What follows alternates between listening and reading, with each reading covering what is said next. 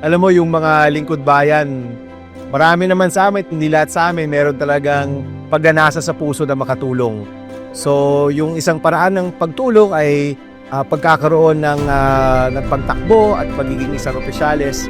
At sana yung nandyan sa puso na yan, nung nagsimula kami hanggang sa pinakahuling araw ng paninilbihan namin, nandyan pa rin, no? Yung desire in our hearts to serve.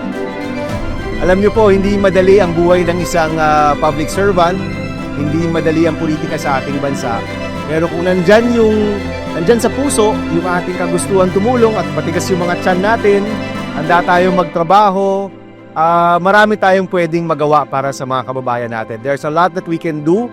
The councilors who are here, yung kanilang ordinances, yung kanilang projects and policies, araw-araw may natutulungan sila, may natutulungan po kayo.